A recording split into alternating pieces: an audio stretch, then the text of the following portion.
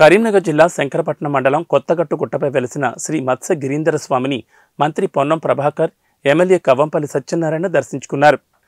మత్స్య గిరీంద్ర స్వామి సన్నిధానానికి విచ్చేసిన మంత్రి పొన్నం ప్రభాకర్కు పూర్ణకుంభంతో స్వాగతం పలికారు ఆలయ అర్చకులు. అనంతరం శ్రీ భూనీలా సమేత మత్స్య గిరీంద్ర స్వామివారికి ప్రత్యేక పూజలు నిర్వహించి ఆలయ అర్చకులతో ఆశీర్వచనం అందుకున్నారు. రవాణా శాఖ మంత్రి పొన్నం ప్రభాకర్ అనంతరం మీడియాతో మాట్లాడారు. చారిత్రాత్మకంగా ఒక చరిత్ర కలిగి భక్తులకు విశ్వాసం కలిగించే దేవాలయం మత్స్య గిరీంద్ర స్వామి దేవాలయమని కొనియాడారు. భక్తులు, ఆలయ అర్చకులకు అనుగుణంగా దేవాలయ అభివృద్ధికి పాటుపడుతున్నామన్నారు. తెలంగాణ వచ్చిన తర్వాత ఆలయ అభివృద్ధి జరుగుతుందని, భక్తులు ఆకాంక్షించినట్లుగా అభివృద్ధి జరగలేదని, రాబోయే కాలంలో ఆలయ అభివృద్ధికి కంకణం కట్టుకుని ప్రణాళికాబద్ధంగా ఆలయ అభివృద్ధికి పాటుపడతామన్నారు. తాగునీటి సమస్యలో పూర్తి స్థాయిలో ఒక మినరల్ వాటర్ ప్లాంట్ను తక్షణం ఏర్పాటు చేస్తామని మంత్రి పొన్నం ప్రభాకర్ మాట ఇచ్చారు.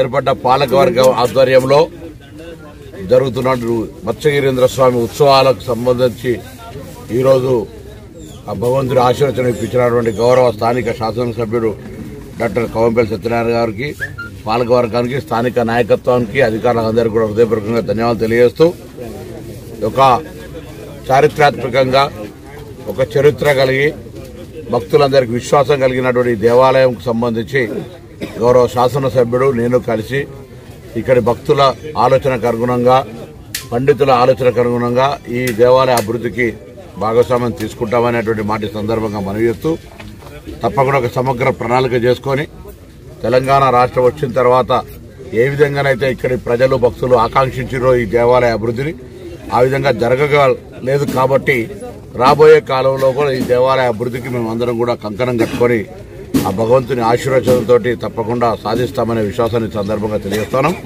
ఆ భగవంతుని ఆశీర్వచనం మత్స్య గిరీంద్ర స్వామి తప్పకుండా ఒక చరిత్ర కలిగి, పక్కనే ఉగ్ర నరసింహస్వామి కొండ, ఈ యొక్క ఆహ్లాదకరమైనటువంటి వాతావరణం, భక్తి పారవశ్యంతో ఉండేటువంటి ఒక కోలనుతో సహా అన్ని ఉన్నటువంటి ఈ వాతావరణంలో అందరం కూడా బాగుండాలి, అందులో మనమందరం ఉండాలని కోరుకుంటూ తప్పకుండా మరొక్కసారి ఆ స్వామివారి ఆశీస్సులు అందరికీ ఉండాలని ఆ భగవంతుని ప్రార్థిస్తాము. మళ్ళీ మా చేతుల మీద కావాలని ఆ భగవంతుని సంకల్పం.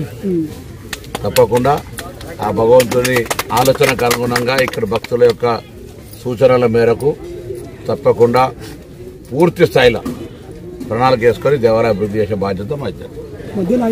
ప్రహారీ కావచ్చు, గాలి గోపురాలు కావచ్చు, కమాన్ కావచ్చు, ఇతరత్ర ఇక్కడ అవసరమైతే వసతి సౌకర్యం సంబంధించి కావచ్చు, ఏదైతే అది భగవంతుడు ఏ విధంగా మాతోటి ఎంత శక్తిని ఉపయోగించి ఆశీర్వచనం ఇచ్చి చేయించుకుంటారో అంత శక్తి మేరకు సాయం ఇక్కడ అభివృద్ధి చేస్తాం. ఇప్పుడేమైనా ప్రకటిస్తారా తెచ్చి అంటే డ్రింకింగ్ వాటర్ ప్రాబ్లం ఉందా?